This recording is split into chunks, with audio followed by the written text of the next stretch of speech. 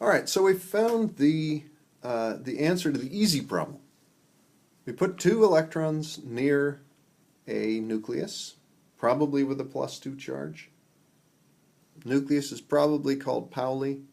The electrons are probably called Clarissa and Juan.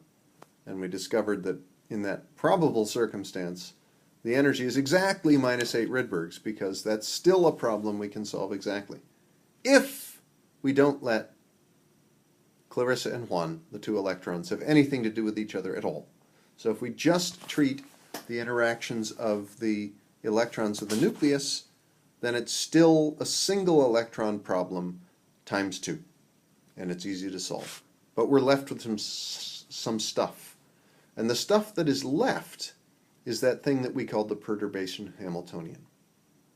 So when we solved the previous problem for the energy, that was the energy of the easy bit, the 0th order bit, but there's some energy left over.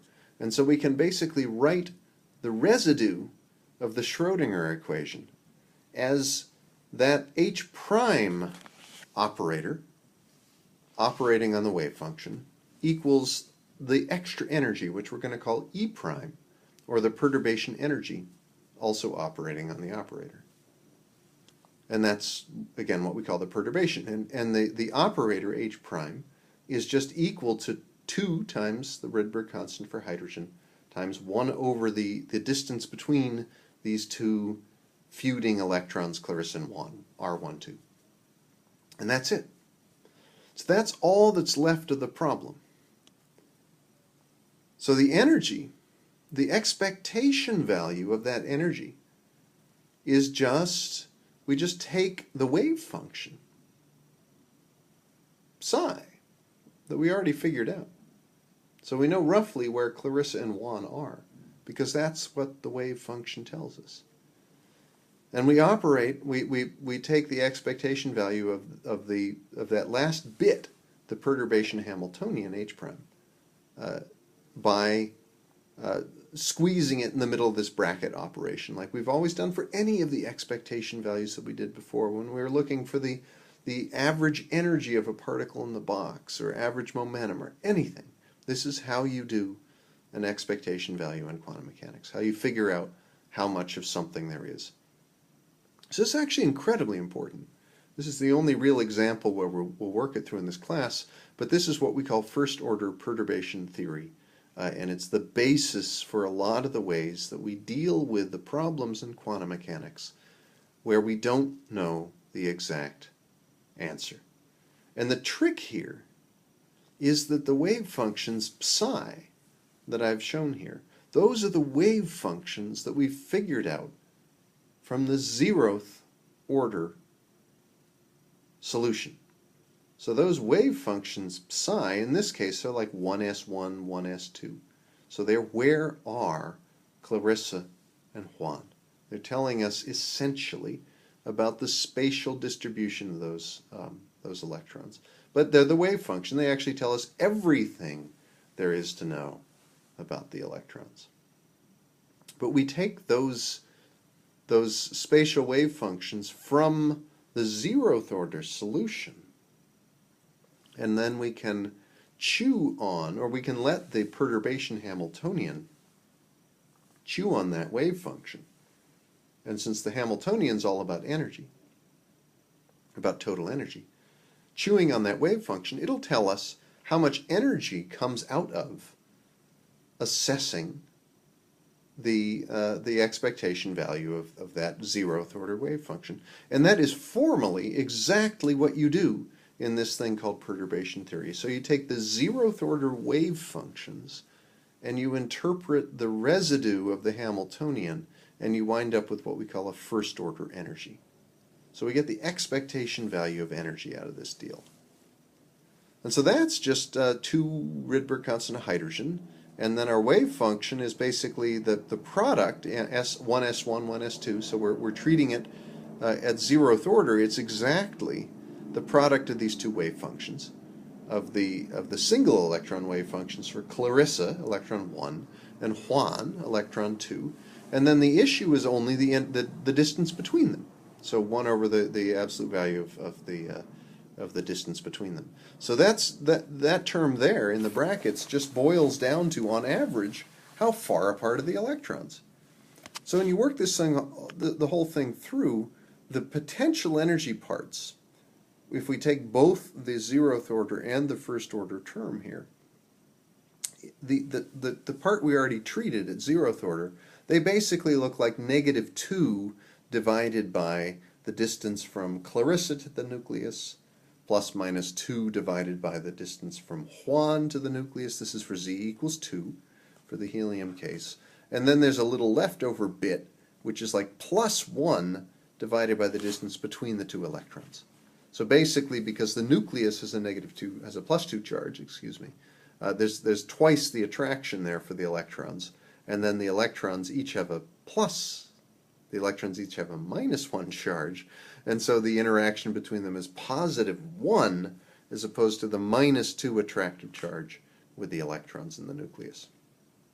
Now each of those attractive terms wound up being responsible for about -4 Rydberg's worth of energy. If you'll remember, the total energy was -8 Rydbergs in our 0th order solution, and we got that by finding two completely independent He plus solutions.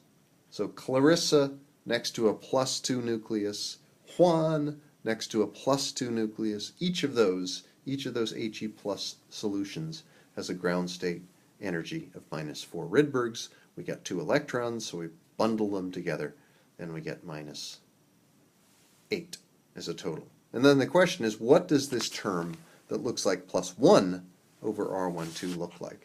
And what we'll assert as a very rough guess is maybe the average distance R12 is about the same as the distance R1 and the distance R2 on average.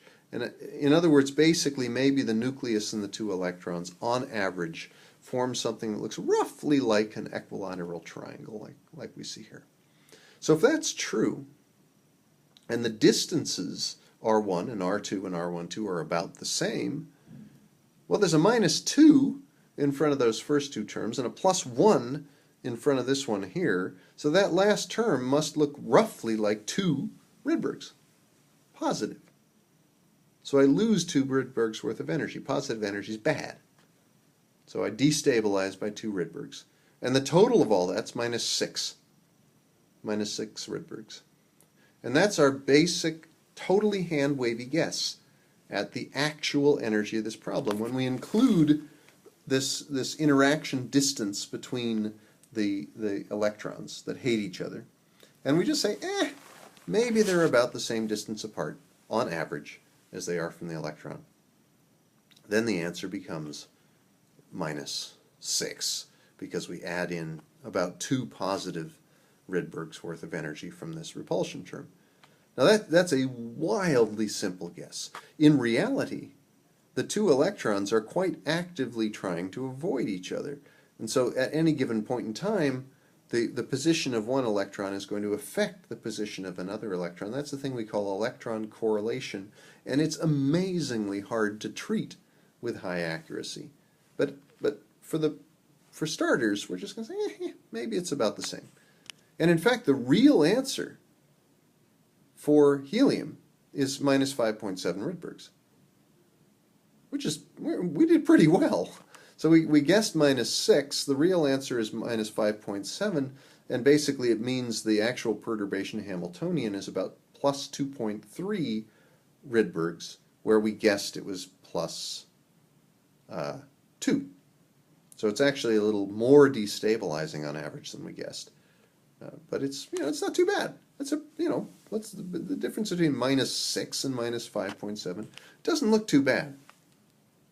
The crude guess kind of looks okay, and you feel really good about that. It's within 0.3 Rydbergs, about 5%, and you feel happy about it till you realize that 0.3 Rydbergs is 30,000 wave numbers, and it's basically a sigma bond. So yeah, we did great, but on the other hand, we missed the guess by about one full bond worth of energy, and that's not so good. I mean, reaction energies are way less than fully formally breaking an entire bond. So we basically completely blew it. And this is also a critically important element of why doing quantum mechanics for chemistry is so darn hard. And the reason it's so darn hard is not actually that it's difficult to come up with reasonably good guesses for what the energies are. The reason is that reasonably good, like, I got it within 5%, is no good at all. 30,000 wave numbers is terrible. I have to get the answer to within maybe, well, remember, KT is about 200 wave numbers. So that's what we need to do. The requirements on the accuracy of the solution to get something that is relevant to actually doing chemistry are very, very, very strict. And they are much, much, much more stringent than just a couple of percent. We have to get the energies to within a fraction of a percent of the total value. And that's just hard to do. And that fundamentally is why it's difficult. Plus which, the issue is that the electrons are quite actively avoiding each other. And so the deep issue in the problem is this thing we call electron correlation. We have to get the energies to within a couple hundred wave numbers. The electrons are messing with each other. They're deeply interconnected with each other. And that makes it hard to do. That's the second observation, which is that the ionization energy here, we need to take helium to helium plus an electron. And it doesn't take much, right? We go from minus 5.7 Rydbergs to 4 Rydbergs, minus 4 Rydbergs once we ionize it. And so the actual ionization energy of helium, neutral helium, is about 1.7 Rydbergs. And the reason I'm closing with this is because you've got to realize that the energy of a process is not the same as there's really no such thing as the individual energy of Clarissa or Juan. I mean, we worked out the perturbation. We found out the perturbation energy is 2.3 Rydbergs, or roughly 2 Rydbergs. It's got nothing to do with how much the energy of the system changes if I were to pull one of those electrons away from neutral helium and wind up with helium plus. Because basically, you know, you can look at it, I have to expend 2.3 Rydbergs to get that electron out.